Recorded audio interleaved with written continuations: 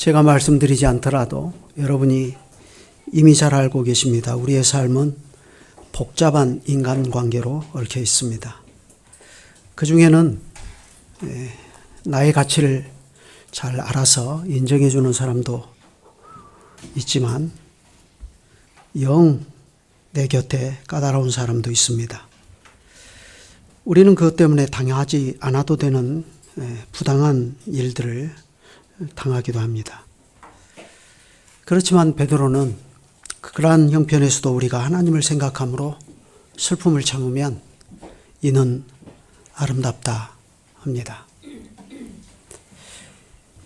개인의 인권과 자기 권리에 대한 주장이 얼마든지 법적으로 보장된 현대사회를 살아가는 우리는 베드로의 이러한 교훈에 조금 당황스럽습니다. 실제로 그렇지 않습니까? 우리가 베드로의 이 교훈을 액면 그대로 받기에는 세상이 너무 변한 것 같지 않습니까? 베드로는 가까운 문맥에서 하나님의 자녀인 우리에게 순종하라는 말을 3번이나 반복합니다. 13절에 인간의 모든 제도를 위하여 순종하되 혹은 위에 있는 왕이나 혹은 그가 악행하는 자를 징벌하고 선행하는 자를 포상하기 위해 보낸 총독에게 하라 했습니다. 또 18절에도 사환들아 범사에 두려워함으로 주인들에게 순종하되 선하고 관용하는 자들에게만 아니라 또한 까다로운 자들에게도 그리하라 하였습니다. 그리고 또 똑같은 단어를 3장 1절에서도 사용합니다. 아내들아 이와 같이 자기 남편에게 순종하라. 이는 혹 말씀을 순종하지 않는 자라도 말로 말미암지 않고 그 아내의 행실로 말미암아 구원을 받게 하려 함이라. 이렇게 말합니다. 그런데 자세히 보면 이 순종에 대한 요구가 정작 우리가 순종해야 할 대상들을 살펴보면 이 순종에 대한 요구가 결코 만만한 요구가 아니라는 것을 즉시 알 수 있습니다. 왜냐하면 베드로 당대에 베드로가 요구하는 순종의 대상은 네로와 같은 독재자들입니다. 또 엄격한 노예 제도 하에서 까다로운 주인들일 수도 있습니다.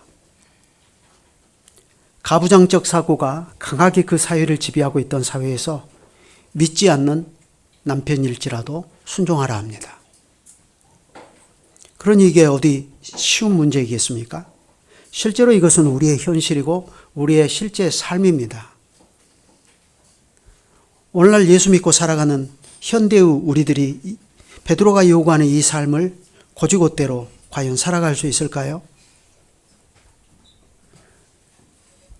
그렇지만 베드로는 바로 이 순종의 문제를 하나님의 부르심, 다시 말해서 하나님의 소명의 문제로 다룹니다. 놀라운 일이 아닐 수가 없어요. 베드로는 가까운 문맥에서 이것을 2번이나 이야기합니다. 오늘 본문에서 21절에 이를 위하여 너희가 부르심을 받았다 하고 이렇게 말하죠. 또 3장 9절에도 이렇게 말합니다. 악을 악으로 욕을 욕으로 갚지 말고 도리어 복을 빌라. 이를 위하여 너희가 부르심을 받았느니라. 그러니까 보시는 것처럼 이 하나님의 부르심의 문제, 하나님의 소명에는 양면성이 있다 하는 것을 우리가 생각하게 됩니다. 하나님께서는 우리를 예수 믿고 사죄받으라 하고 부르셨습니다. 그게 하나님의 부르심입니다. 그렇지만 하나님의 부르심은 거기에만 머물러 버리는 것이 아닙니다. 네로와 같은 독재자에게도 또 참혹한 노예제도 하에서 까다로운 주인에게도 순종하라 하는 거기까지 부르십니다. 여성의 인권이 철저하게 짓밟히고 있는 사회 현실에서 베드로는 사회적 약자들인 여성들에게 남편에게 순종하기를, 심지어 그 남편이 믿지 않는 남편이라 할지라도 순종하라 합니다. 베드로에 따르면 하나님께서는 우리를 거기까지 부르셨다는 것입니다. 그러면 우리는 이러한 하나님의 부르심이 다소 억울할 수 있지 않습니까? 왜 우리에게는 선택권이 없을까요?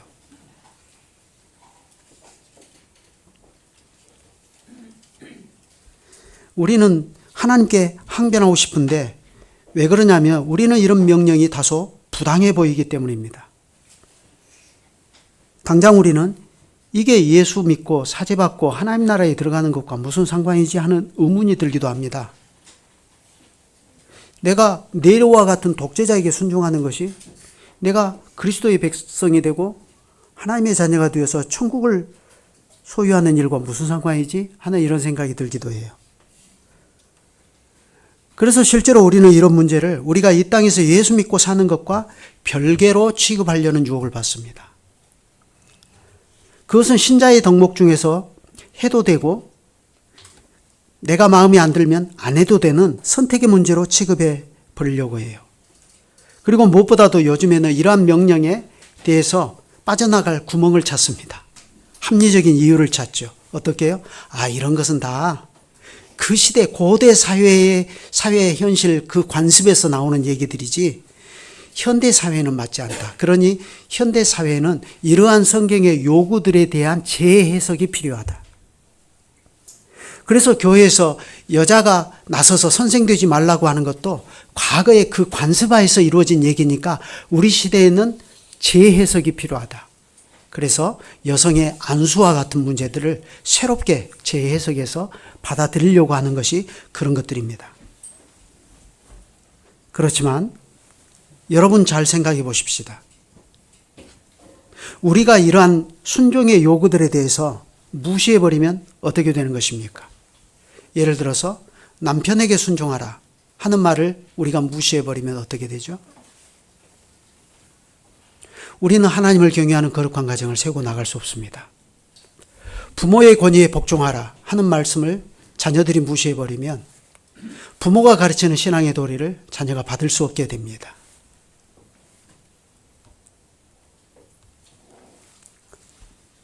그래서 사도 바울은 옥중에서 순교를 앞두고 말하기를 말세에 고통하는 때가 이를 것이다 하면서 그 특징으로 사람들이 자기를 사랑하며 돈을 사랑하며 자랑하며 교만하며 비방하며 부모를 거역하며 감사하지 아니할 것이라 했습니다. 사도가 걱정했던 이 말세의 특징은 교회 2000년 역사에서 언제든지 교회 안에서 따라 붙었지만 그러나 주님의 재림이 가까워진 이 시기에는 더욱 그렇습니다.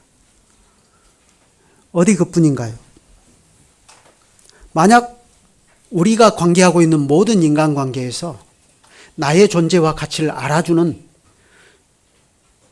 착하고 관용하는 사람들만 내 주변에 있기를 바란다면 우리는 바울의 말처럼 이 세상에서 떠나서 저 어디 산속으로 들어가야 할 것입니다.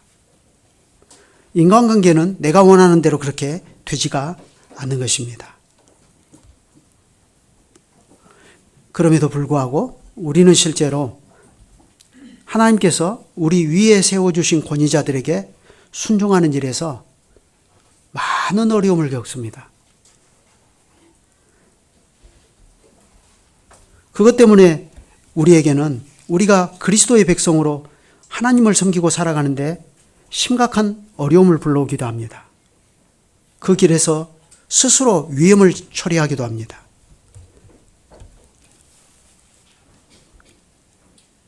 한 가지에만 생각해 보더라도 잘할 수 있어요. 하나님께서는 우리 모두를 부모의 권위 아래에 두셨다 했죠. 그래서 오늘 아침의 말씀처럼 이스라엘아 들으라. 우리 하나님 여호와는 오직 유일한 여호와이시니 너는 마음을 다하고 뜻을 다하고 힘을 다하여 내 하나님 여호와를 사랑하라. 오늘 내가 내게 명하는 이 말씀을 너는 마음에 새기고 내 자녀에게 부지런히 가르치며 집에 앉았을 때든지 일어날 때든지 이 말씀을 강론할 것이며 너는 또 그것을 내 손목에 매어 기호를 삼으며 내 미간에 붙여 표를 삼고 내 집 문설주와 바깥문에 기록할지니라 했습니다. 여러분 하나님의 말씀을 잘 보면 부모가요 마음을 다하고 뜻을 다하고 힘을 다해서 하나님 여호와를 사랑합니다. 그러면 그 부모가 가장 먼저 힘쓰는 것이 뭔 줄 아세요? 여기 말씀에 있잖아요. 그 말씀을 자녀들에게 부지런히 가르치는 거죠. 그래서 너도 나처럼 여호와를 경외하거라 하고 가르치는 겁니다.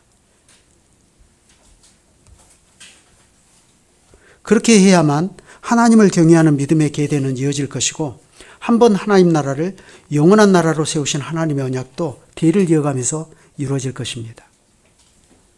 그래 부모가 이러한 하나님의 뜻을 잘 알고 진실히 자녀를 하나님의 말씀으로 양육을 해 나가는데, 자녀가 부모의 권위에 복종하기가 힘들어서 그걸 거부해버리면 어떻게 되는 거죠? 그것은 단순히 불효의 문제로만 그치는 것이 아닙니다. 그 문제는 파장이 길게 갑니다. 파장이 아주 길게 가요. 제가 광양에서 25년 전에 목회를 시작하던 초창기였습니다.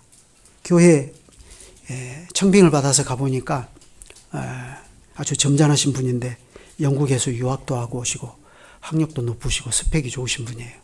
근데 그분이 자기 아내를 따라서 그냥 교회를 왔다 갔다 하는 것입니다. 아내는 열심히 신앙생활 하신 분이고, 그분은 가정의 평화를 위해서 어쩔 수 없이 아내에게 끌려가지고 이렇게 와서 맨날 꾸벅꾸벅 졸고 그러시는 분이에요. 그런데 그분이 합천 해인사를 한번 여행 갔다 오시더니, 그때 제가 그 집에 신방 갔던 것 같아요. 포항제철 다니시는 분인데, 그분이 저한테 신방 자리에서 묻는 거예요. 거기 가보니까 절간에 부모를 공경하라 그러면 복 받는다 하고 그렇게 적어져 있는 것을 봤다는 거예요. 근데 성경에도 내 부모를 공경하라 그래야면 복 받는다 하고 적어져 있습니다. 불교에서도 부모를 공경하라, 성경에서도 부모를 공경하라. 목사님, 그 차이가 뭡니까? 자기가 생각해 보니까 교훈이 같다는 거예요. 결국 불교의 교훈도 같고 기독교의 교훈도 같고. 그러니 결국 차이가 없다면 내가 불교를 믿는 것이나 기독교를 믿는 것이나 무슨 차이가 있습니까? 그렇게 이제 저한테 질문을 한 것이죠. 그래서 제가 신명기 6장 방금 읽은 그 말씀을 펴놓고 그분과 진지한 대화를 시도했습니다. 불교나 유교에서는 자녀에 대한 부모 교육이 대부분 권선징악을 가르치는 것에 많이 있고, 특히 유교에서는 모든 부모의 자녀 교육의 이상적인 목표가 어디 있죠? 입신, 양명에 있습니다. 그렇지 않습니까?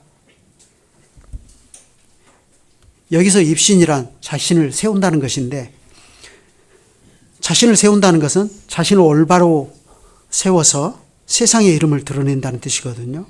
그러면 구체적으로 자기 자신을 올바르게 세운다는 말이 무슨 뜻이에요? 그건 단순히 세상에서 출세한다는 것이 아니라 자기 자녀가 도덕적으로, 인격적으로 훌륭하게 잘 자라서 그 사회에 기여하고 세상을 아주 이롭게 하는 위치까지 올라가는 것을 말하는 거죠. 그래서 그 결과 그 자녀가 그 자녀의 이름을 더 높일 뿐만 아니라 자기를 낳아 길러준 부모의 이름을 더 높이고 가문의 영광을 드러내는 거죠. 이것이 세상 부모들의 교육의 이상적인 목표입니다. 예를 들어서 조선시대 이율곡을 한번 생각해 보죠. 이율곡이 입신하니까 자연스럽게 그런 훌륭한 아들을 키워낸 부모는 누구냐 해가지고 신사임당까지 드러났습니다. 그래서 이게 입신하여 양명하는 것, 이게 효의 끝이다. 효지종이하라 이렇게 말하죠. 효의 최고봉이다. 요즘 젊은이들의 말로 표현하면 효의 끝판왕이라 이러죠. 그런데 하나님의 말씀은 부모의 자녀 교육이 그런 입신양명에 있습니까? 신명기 6장을 봐보시라고요. 부모는 자녀에게 하나님의 계명을 가르칩니다. 그래 오늘 아침 말씀처럼 내 마음을 다하고 성품을 다하고 뜻을 다하여 주 너의 하나님을 사랑하라 하신 것이요. 또 둘째는 이와 같으니 내 이웃을 내 몸과 같이 사랑하라. 부모는 이것을 자녀에게 가르치는 겁니다. 그래 너도 나처럼 네 마음을 다하고 뜻을 다하고 네 성품을 다해서 내 하나님 여호와를 사랑하라. 그러면 기독교 세계에서 자녀가 부모에게 할 수 있는 최고의 효도는 뭐죠? 부모의 가르침을 따라서 교회에 잘 다녀주는 것입니까? 그것도 중요하죠. 교회를 잘 나와야죠. 그렇지만 자녀가 부모에게서 그 신앙을 배워서 자기도 하나님을 사랑하는 것입니다. 그리고 사랑하는 그 마음으로 믿음으로 혼인하고 자기도 부모님의 그 좋은 본을 따라서 대를 이어가면서 하나님을 경외하는 거룩한 가정을 세우고 교회를 충실히 이루며 살아가는 것이죠. 그런데 문제는 이러한 부모의 가르침을 자녀가 거부하고 나가면, 그래서 결과적으로 부모를 공경하지 않게 되면 어떻게 되는 거죠? 그건 부모에게 불효하는 것으로 그치는 것이 아니라, 그렇게 그가 부모를 공경하지 않음으로 해서, 부모에게 효를 다하지 않음으로 해서 그는 하나님의 나라에서 끊어지는 결과까지도 초래할 수 있게 된다는 것입니다.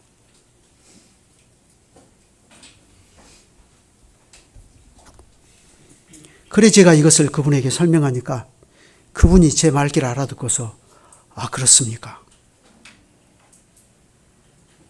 그러면서 저에게 그때부터 성경 공부하자는 거예요.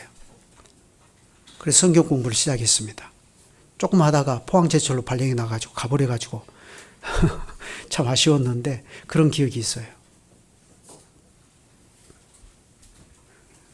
그러나 어쨌든 제가 여기서 말씀드리고 싶은 것은, 하나님의 말씀에 따르면 그 자녀가 하나님의 말씀을 충실히 잘 가르치는 부모의 권위를 부정하고 거부해버리면 그건 불효의 문제로만 그치는 것이 아니라 그 자신이 하나님의 나라에서 멀어지는 심각한 결과를 초래할 수도 있다는 것입니다. 우리가 권위에 순종하는 문제는 그런 겁니다. 우리 인생에서 심각한 결과를 불러오는 것이에요. 그래 바로 우리는 하나님이 세우신 권위에 순종하는 문제를 이러한 배경에서 이해할 수 있어야 됩니다. 그래야만 왜 이것이 하나님의 부르심의 문제인지, 왜 이것이 소명의 문제인지를 알 수가 있어요. 하나님께서는 우리를 예수 믿게 해서 하나님의 자녀로 삼으실 때에 그분은 또한 우리가 이 세상에서 주를 위하여 이 모든 것을 순종하는 자녀로 부르셨습니다. 그게 21절, 본문 21절의 의미이기도 합니다. 이를 위하여 너희가 부르심을 받았으니 그랬습니다. 베드로는 하나님의 부르심이 지니는 위대한 영광에 대해서 이미 가르쳐 주었습니다. 참된 믿음으로 그리스도 안에 있는 우리는 어둠에서 하나님의 기이한 빛으로 불러냄을 받았습니다. 2장 9절에 그러셨잖아요. 그러나 너희는 택하신 족속이요 왕같은 제사장들이요 거룩한 나라요 그의 소유된 백성이니 이는 너희를 어두운 데서 불러내어 그의 기이한 빛에 들어가게 하신 이의 아름다운 덕을 선포하게 하려 하심이라. 하나님께서는 우리를 그분의 선택받은 백성, 그분의 왕같은 제사장, 그분의 거룩한 나라와 그분의 소유된 백성이라는 빛나는 특권의 자리로 우리를 불러내 주셨습니다. 하나님의 부르심은 그렇게 특별한 것입니다. 하지만 베드로가 여기서 21절에 말하는 하나님의 부르심은 말은 똑같은 부르심인데 성격은 완전히 다릅니다. 어떻게 해요? 정확히 말하면 21절에서 말하는 부르심은 고난을 위한 부르심입니다. 똑같은 부르심인데 양면성이 있어요. 그래서 사환들아 범사에 두려워함으로 주인들에게 순종하되 선하고 관용하는 자들에게만 아니라 또한 까다로운 자들에게도 그리하라. 부당하게 고난을 받아도 하나님을 생각함으로 슬픔을 참으면 이는 하나님 앞에 아름다우니라. 죄가 있어 매를 맞고 참으면 무슨 칭찬이 있으리요. 그러나 선을 행함으로 고난을 받고 참으면 이는 하나님 앞에 아름다우니라. 그러니 베드로의 이 말대로라면 21절에서 이어지는 21절에서 이를 위하여 여러분이 부르심을 받았습니다 하는 이 말은 고난을 위한 부르심이라는 것이 분명합니다. 심지어 부당한 학대를 당할 때도 하나님을 생각함으로 슬픔을 참아내도록 부르신 것입니다. 놀라운 이야기 아닙니까? 현대사회 속에서 우리가 이 말씀을 곧이곧대로 순종할 수 있을까요?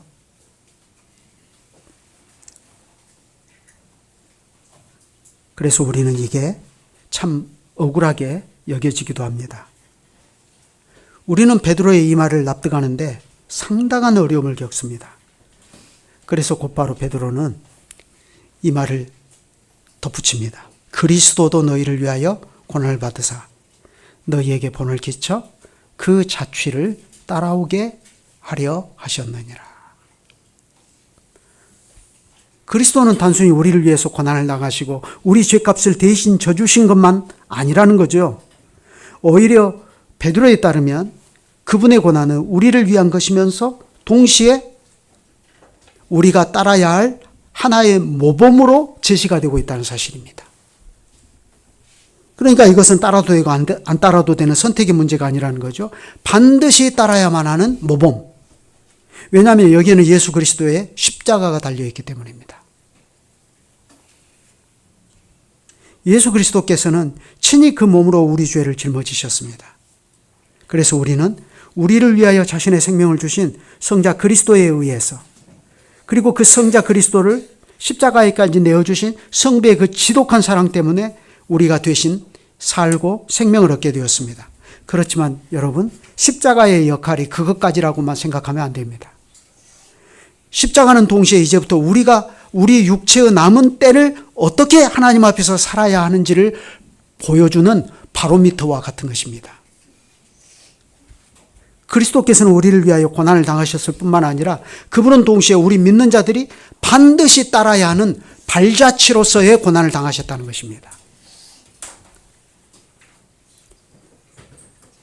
그것을 베드로는 우리가 따라야 할 본이라 이렇게 말합니다. 그리스도도 너희를 위하여 고난을 받으사 너희에게 본을 끼쳐 그 자취를 따라오게 하려 하셨느니라. 사도 바울도 베드로의 이 교훈에 맞장구를 칩니다. 성령이 친히 우리의 영과 더불어 우리가 하나님의 자녀인 것을 증언하시나니 자녀이면 또한 상속자 곧 하나님의 상속자요 그리스도와 함께한 상속자니 우리가 그와 함께 영광을 받기 위하여 고난도 함께 받아야 할 것이니라. 그러므로 그리스도께서도 우리에게 본을 끼쳐 그 자취를 따라오게 하셨다는 것은 그 의미가 너무나 분명합니다. 그것은 고난을 통하여 자기 영광에 들어가신 그리스도의 그 패턴을 따르도록 하나님께서 우리를 부르셨다는 겁니다. 우리 손주들이 그 아들집에 가보니까 손주들이 요즘에 글씨를 배우는데 제가 아들들 어렸을 때 글씨 배우는 것하고 다르더라고요. 옛날에는 노트, 빈칸, 바둑판 모양으로 된 그 빈칸에다 따박따박 글씨를 아이들이 써가면서 기역, 니은, 디귿 이렇게 써가면서 글을 배우는데 요즘은요 아이패드 보드판에 다 패턴이 있어요. 아주 기억도 있고 그러면 그거 따라가는 거예요 애들이 뭐 그렇게. 그 패턴, 그리스도의 자치, 그 본이라는 게 패턴입니다. 그 고난으로 말미암아 자기 영광에 들어가신 그리스도의 그 자취를 따라가게 하셨다. 그 패턴을 그대로 따라가게 하셨다. 이거예요. 그러니 십자가의 부르심은 그런 겁니다. 그게 십자가의 양면성이라고 할 수 있어요. 그렇지만 당장은 고난의 길입니다. 그래서 사도행전도 보면 유대인들에게 돌에 맞아 죽었던 바울이 아무렇지도 않게 다시 툭툭 털고 일어나서 루스드라와 이고니아과 안디옥의 여러 교회를 다니며 형제들을 위로할 때 이렇게 말했습니다. 제자들의 마음을 굳게 하여 이 믿음에 머물러 있으라 권하고 또 우리가 하나님 나라에 들어가려면 많은 환난을 겪어야 할 것이라. 그러니 여러분, 우리가 이 자기의 고난으로 말미암아 영광에 들어가신 그리스도의 패턴을 따르도록 하나님께서 우리를 부르셨다는 이 요청이 얼마나 강력한 하나님의 요청인지 알 수가 없어요. 그러면 이제 중요한 문제는 뭐죠? 그러면 우리가 그렇게 천천히 따라가야 할 그 그리스도의 패턴이 뭐냐 하는 것이에요. 그건 추상적인 것도 아니고 막연한 것도 아닙니다. 베드로는 이제부터 그 사실을 자세히 설명합니다. 눈앞에 전개되는 드라마의 한 장면처럼 보여줘요. 어떻게 말합니까? 그는 죄를 범하지 아니하시고 그 입에 거짓도 없으시며 욕을 당하시되 맞대어 욕하지 아니하시고 고난을 당하시되 위협하지 아니하시고 오직 공의로 심판하시는 이에게 부탁하시며 친히 나무에 달려 그 몸으로 우리 죄를 담당하셨으니 이는 우리로 죄에 대하여 죽고 의에 대하여 살게 하려 하심이라. 그가 채찍에 맞음으로 너희가 나음을 얻었나니 너희가 전에는 양과 같이 길을 잃었더니 이제는 너희 영혼의 목자와 감독 되신 이에게 돌아왔느니라. 베드로의 이 설명에는 곳곳에 이사야 선지자의 말들이 배어 있습니다. 그렇지만 굳이 우리가 이사야의 이 말들을 다시 꺼내서 살펴보지 않더라도 우리는 이 말씀 자체만으로 마음이 벌써 숙연해짐을 느끼지 않습니까? 우리는 종종 억울한 일을 당할 때 얼마나 발끈합니까? 특히 내가 하지도 않는 일로 오해를 받아서 죄인 취급을 받는다면 우리는 본성이 약해서 억울해서 잠을 못 잡니다. 저는 이가 빠지대요. 진짜 그렇습니다. 이가 3개나 빠졌습니다. 목사로서 억울한 소리를 들을 때 참는 것이. 그렇게 내가 악한 사람이에요. 여러분은 아마 화병 나서 자리 보존하고 누우실걸요? 그렇지만 엄밀히 생각해 보면요. 이 세상에서 그리스도만큼 억울하게 고난당하신 분이 또 있습니까? 그리스도만큼 억울하게 고난당하신 분이 또 있냐고요. 그렇지만 예수님은 어떻게 하셨습니까? 그분이 가신 길은 그분의 하늘 아버지이신 성부의 부르심에 온전히 순종하시는 길이었습니다. 말 그대로 그리스도에 대한 하나님의 부르심은 고난을 위한 부르심 아닙니까? 그렇잖아요. 근데 예수님이 저처럼 이가 빠지셨다는 얘기는 성경에서 본 적이 없습니다.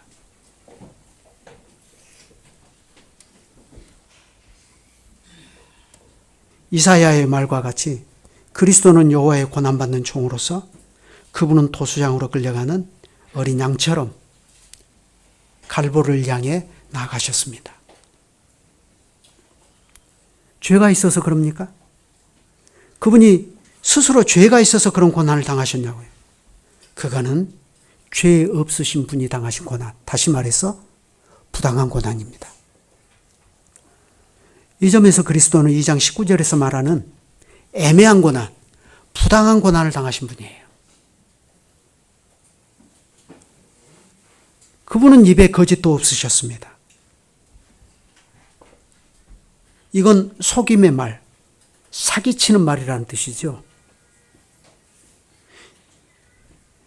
시편에서 이러한 말을 여호와를 경외하는 사람들에게 금기시하고 있습니다. 내 혀를 악에서 금하며 내 입술을 괴사한 말에서 금할지어다. 시편 34편 13절입니다. 그런데 과연 이 시편의 요구를 그리스도께서는 순종하셨습니다.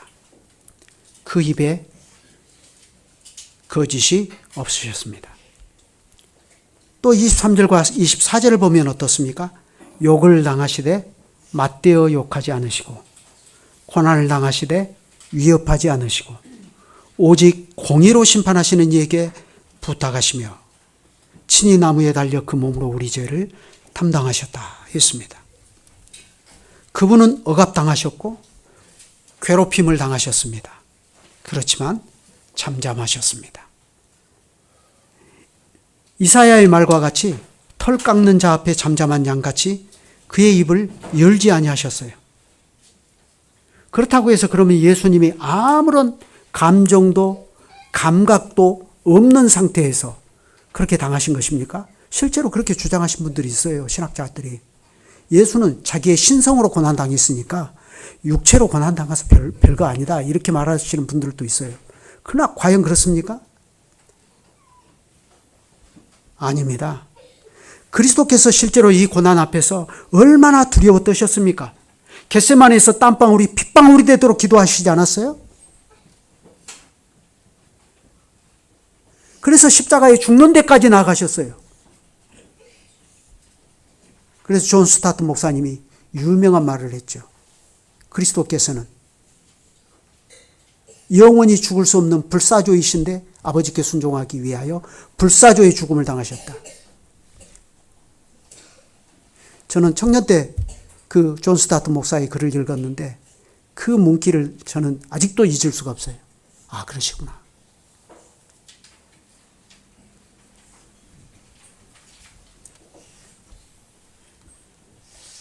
예수님은 실제로 죽음이 두려우셨기 때문에 아버지여, 아버지여, 할 수만 있다면 이 잔이 내게서 지나가게 하시옵소서 하고 기도하셨습니다. 그 두려워 떠는 공포 속에서 그렇지만 주님은 마침내 이 기도로 결론을 내셨습니다. 아버지여, 나의 원대로 마옵시고 아버지의 뜻대로 되기를 원하나이다. 우리는 두려워서 기도할 수 있어요. 그래서 기도의 결과가 주님, 이 고난은 나에게서 떠나게 해주십시오. 그걸로 끝나면 안 돼요. 이것이 아버지의 뜻이라면, 그러나 내가 당하도록 하여 주시되 피할 길을 내게 내어 주십시오. 그래서 내가 능히 이 고난을 당할 수 있게 해 주십시오. 그게 우리의 기도의 결론이 되어야 합니다. 예수님께서는 자기를 거짓된 증거들로 고소해오는 수많은 사람들의 그 빗발치는 고소에 대해서 단 한마디도 입을 열고 대꾸하지 않으셨습니다. 왜 그렇죠? 이 모든 것을 공의로 심판하시는 분에게 그걸 다 맡기셨기 때문입니다. 그래서 사도 바울이 말하잖아요. 내 사랑하는 자녀들아, 너희가 친히 원수를 갚지 말고 하나님의 진노하심에 맡기라. 기록되었으되 원수 갚는 것이 내게 있으니 내가 갚으리라고 주께서 말씀하시느니라. 누구보다도 예수님이 이 말씀에 순종하고 나가셨습니다. 그런데 문제는 이러한 그리스도의 고난으로 말미암아 그분이 이렇게 채찍에 맞음으로 우리가 나음을 입었다는 사실입니다. 베드로의 말과 같이 우리가 전에는 양과 같이 길을 잃었어요. 그런데 이제는 우리의 길을 되찾았고 되찾을 뿐만 아니라 우리 영혼의 목자와 감독 되신 이에게 돌아왔습니다. 돌아왔으면 어떻게 해야 됩니까? 돌아왔으니까 야, 됐다, 잘 됐다, 그걸로 그칩니까? 돌아왔으니 이제부터 어떻게 해야 돼요? 우리 영혼의 목자와 감독 되신 그분이 이끄시는 길을 또 따라가야죠. 그러지 않습니까? 그러니 오늘 본문의 18절 첫 문장으로 다시 돌아가서 이걸 생각해 보십시다. 본문이 전하는 베드로의 교훈은 엄혹한 노예제도 하에서 예수 그리스도의 제자로 살아가는 사람들을 위한 것입니다. 당시 노예들은 자유인이 아니었습니다. 그래서 그들은 시민권을 갖지 못했습니다. 그들은 단지 숨쉬는 물건 취급받았습니다. 그들은 주인의 재산 목록의 일부였습니다. 심지어 그들은 노예시장에서 그들의 몸에 상표가 붙었습니다. 가격표가 붙은 거죠. 물론 선하고 관용하는 주인도 많았겠습니다. 그러나 까다로운 주인 밑에서 보통의 노예들은 그들의 일생이 주인에게 착취당했습니다. 그런 그들에게 베드로는 말합니다. 사환들아, 범사에 두려워함으로 주인들에게 순종하고 선하고 관용하는 자들에게만 아니라 또한 까다로운 자들에게도 그리하라. 부당하게 고난을 받아도 하나님을 생각함으로 슬픔을 참으면 이는 아름다우나 죄가 있음에를 맞고 참으면 무슨 칭찬이 있으리요. 그러나 선을 행함으로 고난을 받고 참으면 이는 하나님 앞에 아름다우니라. 여러분, 우리가 이 베드로의 교훈을 오늘날 정당한 기독교 신앙의 일부로 여길 수 있겠습니까? 그렇지만 베드로는 이것이 그리스도의 자취를 따라가야 할 우리 앞에 놓여 있는 길이라고 이야기합니다. 베드로는 심지어 이것이 하나님 앞에 아름다운 일이라고 말해요. 여기 아름답다. 이게 헬라어 원문에는 카리스라는 단어를 써서 은혜라고 했죠. 왜 이것이 하나님 앞에서 은혜입니까? 예수 그리스도의 십자가가 그 답을 줍니다. 그리스도께서는 십자가에서 우리 죄를 담당하셨어요. 그렇지만 동시에 그분은 우리를 위하여 고난을 받으사 우리에게 본을 끼쳐 그 자취를 따라오게 하셨습니다.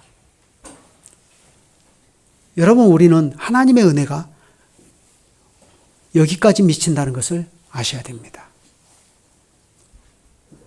하나님의 은혜는 십자가 믿어서 죄산 받는 데까지만 이루고 마는 것이 아니고 우리로 하여금 우리 영혼의 목자와 감독 되신 그분에게 돌아와서 이제 그분의 자취를 따라서 그분의 뒤를 따라가도록 하는 데까지 미치는 것입니다.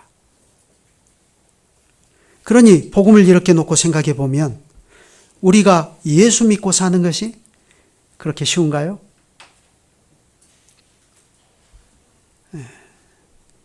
예수 믿고 사죄받고 의롭게 되고 구원받는 일은 흔히 공짜라고 얘기합니다.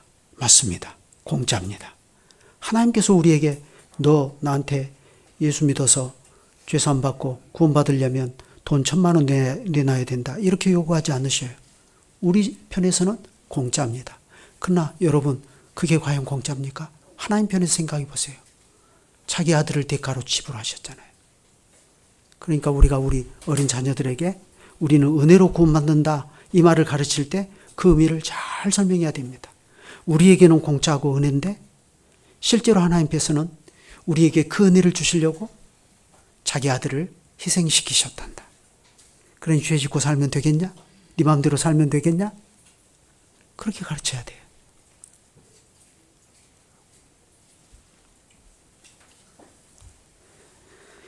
비록 고난의 길이지만 우리는 그 길을 따라가야 됩니다. 왜? 하나님이 그렇게 하도록 우리를 부르셨기 때문입니다. 그리스도께서도 우리에게 본을 끼쳐 그 자취를 따라오게 하셨습니다. 그러니 부지런히 따라가야죠. 그래서 우리 일생에 이 길이 언제까지 이어질지는 아무도 모릅니다. 그렇지만 분명한 것은 있습니다. 그 길 끝에서 우리가 만나게 되는 게 뭐냐? 영광입니다. 그 영광은 우리가 그리스도와 같아지는 것입니다. 사도 요한이 전했죠. 사랑하는 자들아, 우리가 지금은 하나님의 자녀라. 장래에 어떻게 될 것이 아직 나타나지 아니하였으나 그가 나타나시면 우리가 그와 같을 줄을 아는 것은 그의 참모습 그대로 볼 것이니 주를 향하여 이 소망을 가진 자마다 그의 깨끗하심과 같이 자기를 깨끗하게 하느니라. 요한일서 3장 2절로 3절입니다. 비록 고난의 길이지만 우리는 이 길 끝에서 우리가 그리스도와 같아지는 영광에 들어가 있음을 알고 언젠가는 그 길 끝에서 우리는 소스라치게 놀랄 것입니다. 그건 우리가 잘해서가 아니에요. 우리는 아까 말씀드린 것처럼 억울하면 억울해서 잠 못 자는 사람들입니다. 그럼에도 불구하고 그러한 우리가 그리스도의 본을 따라서 그 자취를 따라서 걸어서 마침내 그 그리스도의 영광에 이르게 되는 그 신비가 어디에 있죠? 여기에 있습니다. 너희가 전에는 양과 같이 길을 잃었더니 이제는 너희 영혼의 목자와 감독 되신 이에게 돌아왔느니라.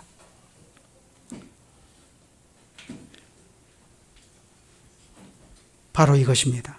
우리가 흩어진 나그네로 이 세상에 존재하는 동안 이 길은 부당하게 고난을 받더라도 하나님을 생각함으로 슬픔을 참으면서 가야 하는 길입니다. 그런데 그 길에 우리 영혼의 목자와 감독 되신 주님이 친히 함께 하십니다. 그러니 그 길을 걸어감이 하나님 앞에서 아름답다 하는 것입니다. 그래서 우리가 이 길을 계속해서 걸어갈 수 있는 것은 하나님의 은혜입니다. 실제로 그 은혜를 누리면서 살아가기 위해서 실제로 우리는 몇 날 며칠 밤잠을 설치기도 할 것입니다. 너무 억울해서 저처럼 이가 빠지기도 할 것입니다. 그럼에도 불구하고 끝끝내 이 길을 갈 수 있는 것은 하나님의 은혜입니다. 기도하시겠습니다.